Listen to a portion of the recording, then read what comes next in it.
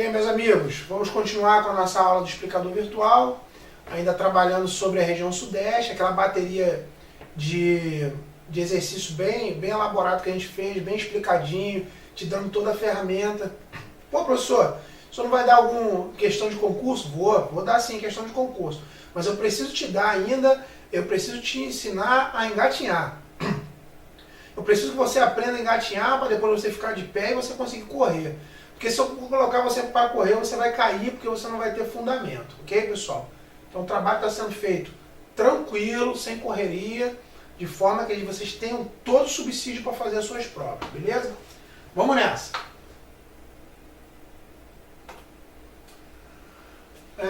Por onde esse minério de ferro é embarcado para o exterior, pessoal?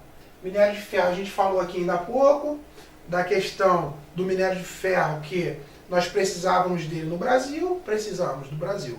Mas também existem países que necessitam desse minério de ferro desesperadamente. Um deles é a China.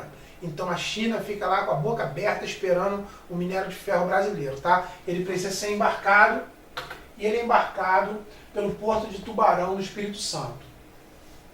Curiosidade, se eu tenho o Porto de Tubarão no Espírito Santo e ele vai servir como embarcador desse material para ser levado para o exterior, tem que haver uma gama de linha de ferro para lá. Porque, você imagina, o minério de ferro, se ele for embarcado só em caminhões para ser levado para lá, não vai dar conta, vai ficar caro demais. Então, para o Porto de Tubarão, no Espírito Santo, existe uma gama enorme de linha de ferro para levar para lá. Ok, pessoal? Porto de Tubarão, Espírito Santo. Lembra? Tubarão, voraz, né? Falei da China, a voracidade da China para consumir, Porto de Tubarão, tá até um macetezinho aí. Onde poderemos encontrar as maiores áreas produtoras dos chamados combustíveis fósseis, petróleo e gás natural. Por que combustível fóssil, pessoal? Lembra que a gente falou da região norte? São bacias depositadoras que recebem o depósito dos sedimentos, a matéria orgânica, compactado, alta pressão, alta temperatura, se transforma em petróleo. Esse combustível fóssil é o combustível que a gente chama que é o combustível que apodreceu, né? É de matéria orgânica apodrecida. Imagina, milhares de anos, tempo geológico, ok? Não tempo cronológico, tempo geológico. Então o combustível fóssil está lá, ó. Petróleo e gás natural. Uma coisa interessante ainda a falar sobre a pergunta antes da resposta é: combustível fóssil é feito em tempo cronológico ou tempo geológico? Tempo geológico. Esse tempo geológico é um tempo imaginário de milhões e milhões de anos, não é isso, pessoal, que a gente já falou? Se milhões de anos, a extração de petróleo desesperada, a extração de gás natural desesperada, não dá tempo para se recompor aquilo. Então, uma hora o gás natural vai acabar e uma hora o petróleo vai acabar. Ah, professor, o que eu vou fazer? Eu vou chorar? Não sei. O que vai acontecer? O ser humano dá um jeito em tudo. Ele produz uma nova fonte de energia. Está usando petróleo até hoje porque o petróleo está lá abundante ainda. Tem muito petróleo ainda, muito. Por exemplo, a Petrobras tem extração de petróleo até 2050 ou mais. Então tem muito petróleo ainda para tirar. Ok, pessoal? Mas que vai acabar porque não há tempo de recomposição, porque a recomposição para o ser humano ele quer que seja em tempo cronológico, mas não é tempo geológico, são milhões de anos. Então senta, espera milhões de anos para ele se recompor. Legal? Tá lá, Bacia de Campos, no Rio de Janeiro, Bacia de Santos e Bacia do Espírito Santo. Legal, pessoal. Bacia de Campos, Santos, Espírito Santo. Lembra do pré-sal, tá, pessoal? A gente falou isso aí nas outras aulas. Lembra do pré-sal, que é um campo de petróleo e gás monstruoso que está abaixo de uma camada de rocha, abaixo de uma camada de sal, de dificílimo acesso. Um óleo grosso, pesado, que está a no mínimo 7.000 metros de profundidade. Então, é um óleo pesado, de difícil acesso, que está sendo retirado já hoje, nos tempos atuais ele já está sendo retirado, e esse petróleo ainda precisa ser processado de uma forma muito especial, porque o petróleo do pré-sal ele vai dar uma despesa grande para o Brasil, vai dar uma riqueza e uma despesa muito grande. Outros mecanismos de extração vão ter que ser produzidos, vão ter que ser inventados para se extrair, refinar e não sujar. Porque você há de convir comigo que extrair petróleo a 7.000 metros de profundidade não é coisa para qualquer um, né? Petrobras está aí. Quais são os biomas encontrados na região sudeste? Pessoal, lembra o que é bioma? Bioma é conjunto de fauna e flora. Bioma é conjunto de fauna e de flora. Aquele conjunto de animais e de plantas. Ok, pessoal? E a forma de vida com eles ali. Legal? Vamos lá. Mata Atlântica, Cerrado, Caatinga e Campos. Disso daqui tudo, você vai ter que memorizar isso daqui. Vai para a prova confiante. Mas existe uma curiosidade. A curiosidade é Caatinga. O Brasil possui uma região de Caatinga, ou a região sudeste possui sim uma região de Caatinga que deve ser considerada. Ok, pessoal? Destes biomas, quais os mais ameaçados? Mata Atlântica e Cerrado. A Mata Atlântica praticamente foi dizimada, praticamente destruída. A Mata Atlântica que corria desde a região nordeste, né, beirava lá a Amazônia, até a região sul do Brasil. A Mata Atlântica foi quase toda dizimada por causa da acumulação populacional em cima da Mata Atlântica, consumiu ela para abrir novos espaços. Tinha Mata Atlântica também no interior do Brasil, por incrível que pareça. São traços de Mata Atlântica lá no interior do Brasil. Tem sim, pessoal, mas ela também está sendo destruída. Ao meu ver, eu acho que o Cerrado ele corre risco, ele é muito mais frágil do que a Mata Atlântica, porque o Cerrado ele se defende muito menos do que a Mata Atlântica, muito menos. O Cerrado ele depende muito da água escassa que tem lá, das suas plantas, os seus arbustos, né, que são árvores pequenas, muitas vezes ressecadas, que queimam muito fácil. Você conseguir queimar hoje a Mata Atlântica é muito difícil, o restinho é difícil. A Mata Atlântica ela não é queimada, ela é derrubada. Já o Cerrado não, o Cerrado é queimado. Então, se o cara faz uma fogueirinha lá no Cerrado e aquele fogo pega, já era. Vai pegar ali e ele só vai apagar o dia que Deus quiser. Já na Mata Atlântica não, para você derrubar a Mata Atlântica você tem que meter o trator e a motosserra lá. Tranquilo, pessoal?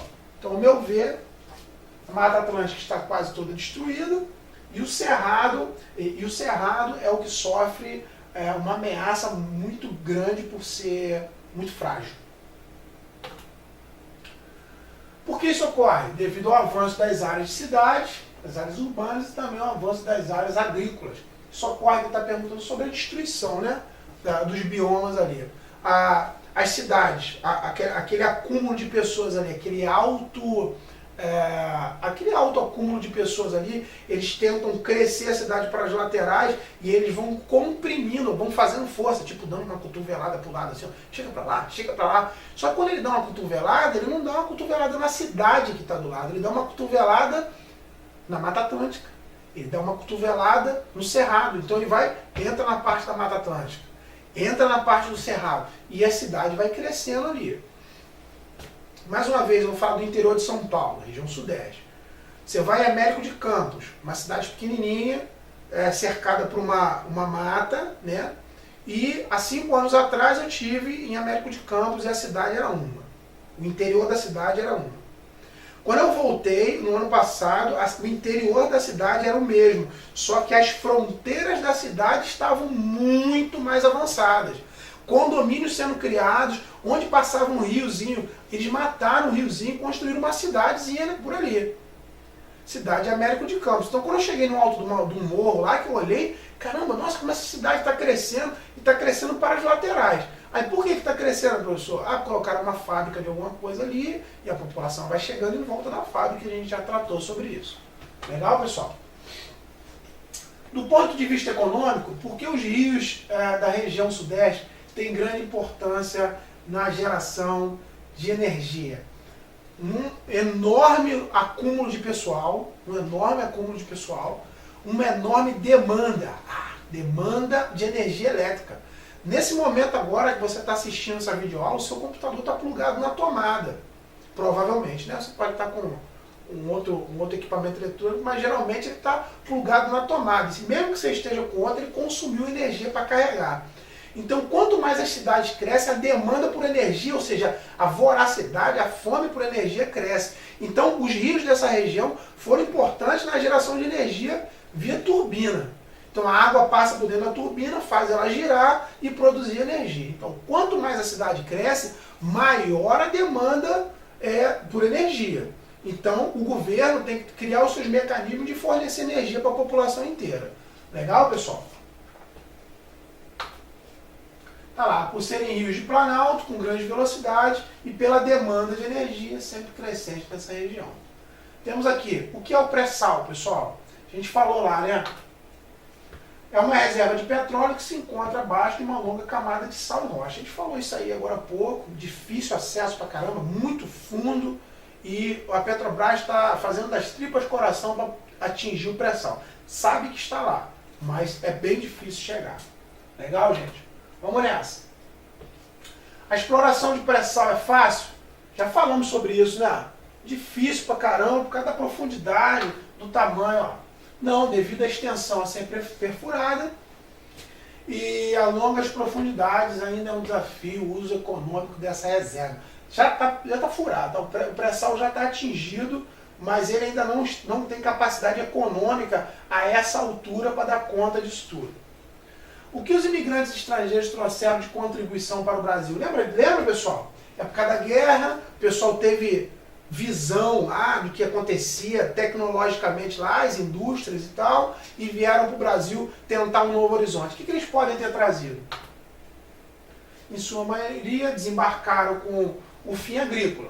Porém, por serem muitos deles ex-operários em seus países, ajudaram o desenvolvimento da indústria brasileira. Foi o que eu falei. Eles vieram para uma coisa, trabalhar no café.